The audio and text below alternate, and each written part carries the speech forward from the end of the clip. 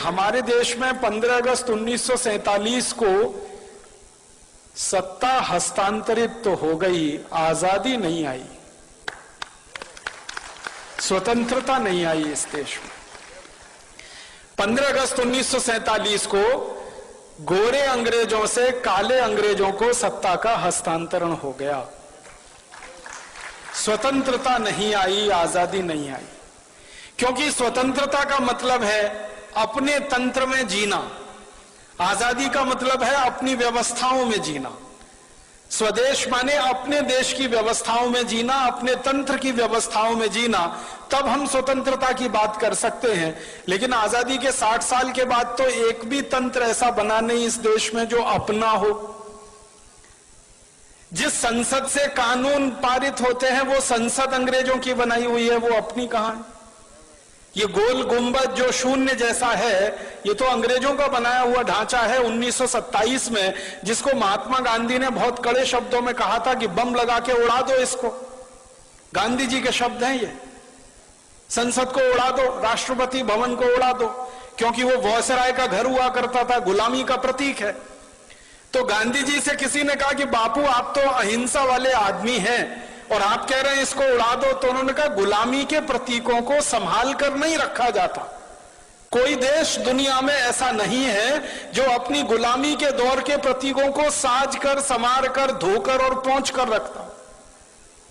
हमने रखा हुआ है। हमारा तंत्र जो संसद हमने बनाई है, दुर्भाग्य से जिसको हम संसदीय लोकतंत्र कहते हैं, ये तो अंग्रेजों का सिस्टम है पूरा का पूरा, जिसको इंग्लैंड में वेस्टमिनिस्टर सिस्टम कहा जाता है, उसको हमने दुर्भाग्य से पार्लियामेंट्री डेमोक्रेटिक सिस्टम कहना शुरू कर दिया, जो कहीं से भी पार्लियामेंट्री नहीं है और कहीं भी डेमोक्रेटिक नहीं।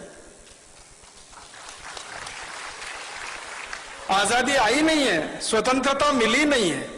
बस इतनी ही स्वतंत्रता और आजादी है जो मैं आपसे कह रहा था कि पहले गोरे अंग्रेजों का शासन चलता था, अब काले अंग्रेजों का शासन चलता है। व्यवस्थाएं सबकी सब वही हैं, कानून सबके सब वही हैं, नीतियां सबकी सब वही हैं। सब कुछ अंग्रेजों के जमाने का आज भी चल रहा है इस देश में। इसलिए हमको आज भारत स्वाभिमान की तरफ से स्वदेशी की बात फिर करनी पड़ रही है, क्योंकि सब कुछ अधूरा है 15 अगस्त 1947 के बाद। मैं आपको बहुत दुख के साथ एक बताना चाहता हूं, अंग्रेजों ने भारत को गुलाम बनाया और भारत जैसे 50 देशों को गुलाम बनाया। उनमें से कुछ देश हैं जैसे कनाडा है, ऑस्ट्रेलिया है, न्यूजीलैंड है, ये एक ग्रुप के देश हैं। भारत है, पाकिस्तान है, बांग्लादेश है, ये दूसरे ग्रुप के देश हैं। मॉरिशस है, श्रीलंका, ये तीसरे ग्रुप के देश हैं। ये ग्रुपिंग किस तरह की है? अंग्रेजों ने 3 तरह के देश गुलाम बना के रखे थे।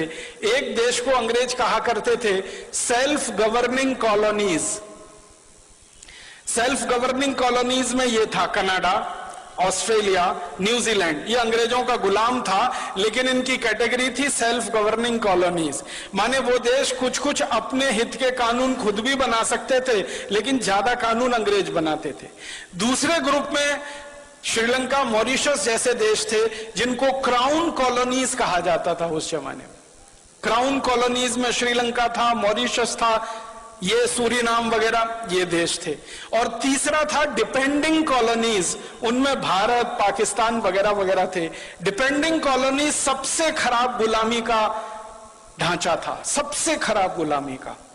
उसमें क्या होता था कि आपको अपने हाथों, अपने देश के लिए, अपनी व्यवस्थाओं के लिए कुछ भी करने का अधिकार ही नहीं है। सब कुछ अंग्रेजों के पास है, आप तो उनके पूरे डिपेंडेंट हैं।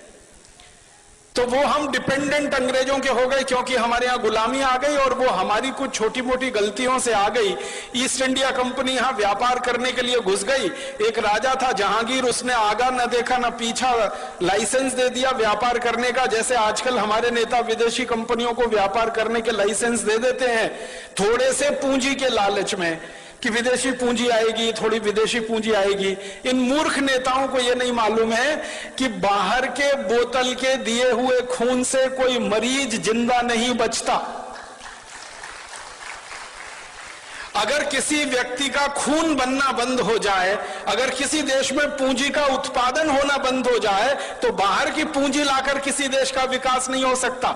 जैसे किसी मरीज के शरीर में खून बनना बंद हो जाए तो बोतल का खून चढ़ाकर कितने दिन जिंदा रखेंगे आप उस मरीज को? आखिर उसको आज नहीं तो कल अपना खून बनाना ही पड़ेगा, तभी वो जिंदा रहेगा। वैसे ही पूंजी की जरूरत है तो पूंजी उत्पादन का तरीका बढ़ाना पड़ेगा, बनाना पड़ेगा, न कि ये कि हम भीख मांग के हमेशा पूंजी लाएंगे। तो विदेशी पूंजी पर आधारित ये देश बनाने के चक्कर में सारे दरवाजे खोल दिए। आजादी मिलने के 50 साल भी पूरे नहीं हुए, सारे दरवाजे फिर खुल गए। फिर से विदेशी कंपनियों का स्वागत है। ग्लोबलाइजेशन है, लिबरलाइजेशन है, प्राइवेटाइजेशन है, हजारों कंपनियों को बुलाया जा रहा है। हर एक क्षेत्र में उनको व्यापार करने का लाइसेंस दिया जा रहा है। जिन जिन क्षेत्रों में हम व्यापार करते थे अच्छा, वहां भी उनको बुलाया जा रहा है। पानी बेचने के लिए विदेशी कंपनियां आ गई, आलू का चिप्स बेचने के लिए आ गई, टमाटर की चटनी बेचने के लिए आ गई, आम का अचार बेचने के लिए विदेशी कंपनियां आ गई, डबल रोटी पाव रोटी बेचने के लिए, अंडरवियर बनियान बेचने के लिए विदेशी कंपनियां, क्रीम पाउडर लिपस्टिक बेचने के लिए विदेशी कंपनियां। साधारण सी छोटी छोटी चीजों से लेकर हर बड़ी चीज तक सब कुछ विदेशी बेचेंगे इस देश में, ऐसा माहौल बनाया जा रहा है।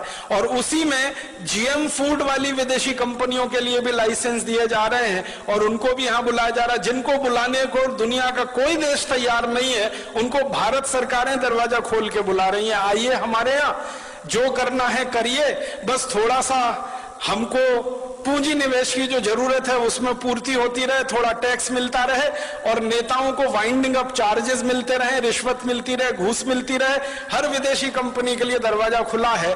ऐसा लगता है कि भारत कोई खैराती धर्मशाला हो गया है जिसमें हर एक के लिए दरवाजा खुला है, सबको बुलने आने की खुली छूट है।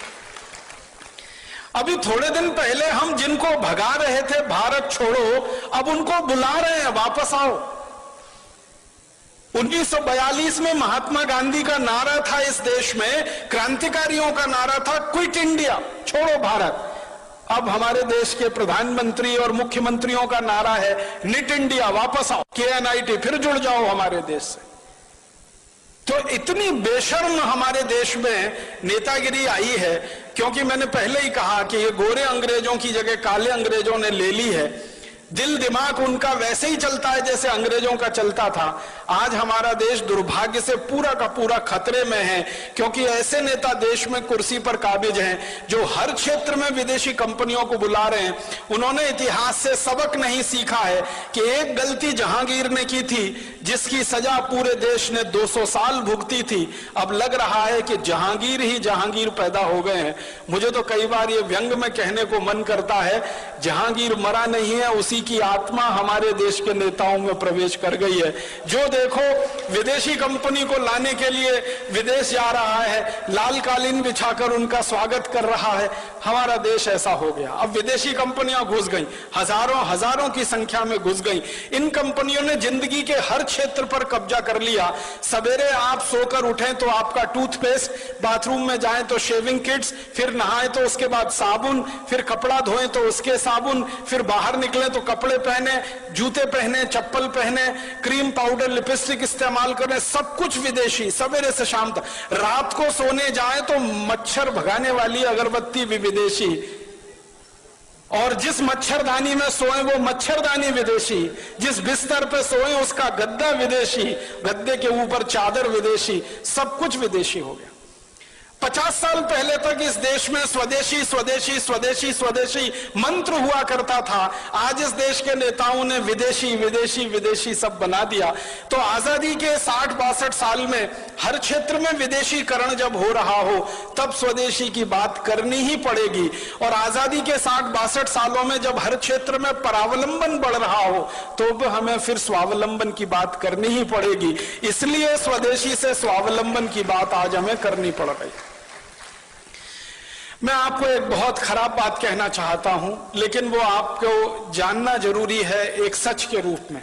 हमारे देश में आजादी जब आने के लिए आंदोलन चल रहा था, संघर्ष चल रहा था, तो नेताओं के 2 वर्ग थे। एक वर्ग था नेताओं का जो ये कहता था संपूर्ण आजादी चाहिए और अपनी शर्तों पर चाहिए। क्योंकि कोई भी देश दूसरे देश को गुलाम बनाए ये उसके संवैधानिक अधिकार का हनन है। किसी भी देश को गुलाम बनाना किसी भी सभ्यता में, किसी भी संस्कृति में, किसी भी समय में परमिसिबल नहीं है, उसकी अनुमति नहीं है।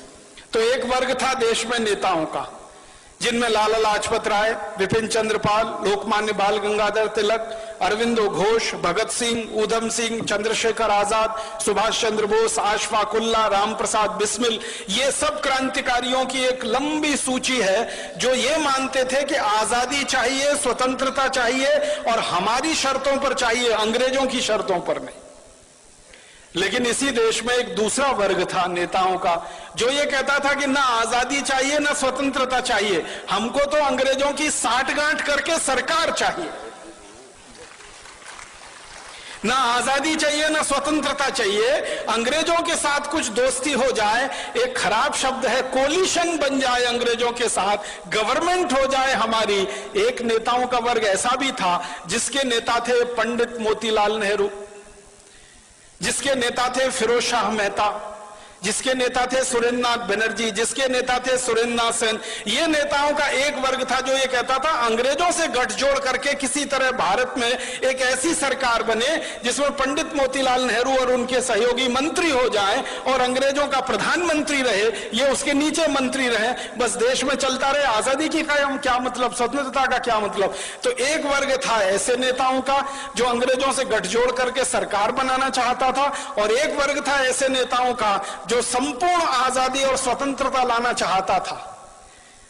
दुर्भाग्य क्या हुआ, जब यह देश आजाद हुआ तो जिस नेता के हाथ में यह कमान गई या जिन नेताओं के समूहों के हाथ में देश की आजादी की कमान गई, वो वही थे जो अंग्रेजों के साथ मिलकर किसी तरह देश में सत्ता और गठजोड़ करना चाहते थे।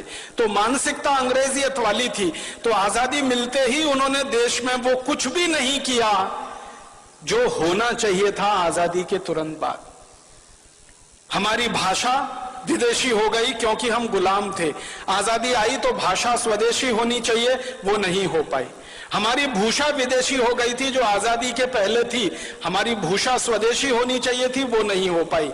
हमारा भोजन विदेशी हो गया था अंग्रेजों के समय में, अंग्रेजों के बाद हमारा भोजन स्वदेशी होना चाहिए था, वो नहीं हो पाया। हमारा भजन विदेशी हो गया था अंग्रेजों के जमाने में, वो भजन स्वदेशी होना चाहिए था, वो भी नहीं हो पाया। ना भाषा बदली, ना भूषा बदली, ना भोजन बदला, ना भजन बदला। और तो और भेषज हमारी औषधि जो पूरी स्वदेशी होनी चाहिए थी आयुर्वेद आधारित, वो पूरी की पूरी अंग्रेजियत आधारित एलोपैथी में चला गया। माने आजादी के बाद बदला कुछ नहीं, ना भाषा, ना भोजन, ना भूषा, ना भेषज, ना भजन, कुछ नहीं बदला। बदला क्या, एक ही चीज बदली, माउंटबेटन की जगह पंडित जवाहरलाल नेहरू, माउंटबेटन की जगह उनके मंत्रिमंडल के XYZ, और कुछ नहीं बदला इस देश में, सबका सब वैसे का वैसा ही रहा। हमारे देश में संविधान सभा बनाई गई, संविधान सभा में बार बार बहस हुई भाषा के सवाल पर, लेकिन उस मामले को पीछे लटकाया गया। बार बार बहस हुई कि अंग्रेजों का कोई प्रतीक हमें नहीं रखना है इस देश में, उसको ऐसे ही लटका के छोड़ दिया गया। सारी की सारी संविधान सभा की बहस बेकार हो गई जब 1935 के गवर्नमेंट ऑफ इंडिया एक्ट को भारत का संविधान बना दिया हमारे देश के लोगों ने। बहुत दुख और अफसोस होता है, गवर्नमेंट ऑफ इंडिया एक्ट अंग्रेजों ने बनाया था भारत को 1000 साल गुलाम बनाकर भारत पर शासन करने के लिए, वो हमारे देश का संविधान बन गया। गवर्नमेंट ऑफ इंडिया एक्ट का कॉमा फुल स्टॉप और भारत के संविधान का कॉमा फुल स्टॉप आप मिला लीजिए, कोई अंतर नहीं है उसमें। और जब ये बात उठी तो ये कहा गया भाई जल्दी है, जल्दी है, जल्दी है, इतनी जल्दी में भारत का नया संविधान नहीं बन सकता, तो थोड़ा गवर्नमेंट ऑफ इंडिया एक्ट ले लिया, फिर अमेरिका के संविधान से, कनाडा के संविधान से, ब्रिटेन के संविधान से, यहां से वहां से वो कटिंग पेस्टिंग होती है ना, जैसे PhDs किए जाते हैं ना हमारे देश में। 10 किताबें इकट्ठी कर ली, फिर उसमें से 11 छप गई, वैसे ही दुनिया भर की 10 किताबें इकट्ठी हो गई, 11 हमारी बन गई। भारत का संविधान, जिसका सबसे बड़ा झूठ है वो वाक्य जिसमें कहा गया है हम भारत के लोग इस संविधान को आत्मार्पित करते। कब किया था कोई बता दे मुझे, भारत के लोगों ने उसको आत्मार्पित? संविधान सभा के कुछ नेताओं ने उसको आत्मार्पित कर लिया, तो वो भारत के लोगों ने आत्मार्पित कर लिया, ये कैसे कह सकते हैं? कभी रेफरेंडम करा के देख ले इस देश में, कब किया था हमने आत्मार्पित उस संविधान? कानून अंग्रेजों ने बनाए 34,735 हिंदुस्तान को गुलाम बनाने के लिए, सारे के सारे कानून बिना कोमा फुल स्टॉप के आज भी चल रहे हैं। इंडियन पुलिस एक्ट अंग्रेजों का बनाया हुआ, इंडियन सिविल सर्विसेज एक्ट अंग्रेजों का बनाया हुआ, इंडियन पीनल कोड अंग्रेजों का बनाया हुआ, क्रिमिनल प्रोसीजर कोड अंग्रेजों का बनाया हुआ, सिविल प्रोसीजर कोड अंग्रेजों का बनाया हुआ, और तो और इंडियन एविडेंस एक्ट अंग्रेजों का बनाया हुआ, इंडियन सिटीजनशिप एक्ट। हम भारत के नागरिक हैं नहीं है, ये भी अंग्रेज तय करके गए हैं। उस कानून के आधार पर हम भारत की नागरिकता पाते हैं या नागरिक हो पाते हैं। कानून वैसे ही है, भाषा वैसी है, शिक्षा पूरी की पूरी जो अंग्रेज छोड़कर गए थे वही की वही है, स्वास्थ्य व्यवस्था, चिकित्सा व्यवस्था जो अंग्रेज छोड़कर गए थे वही की वही है।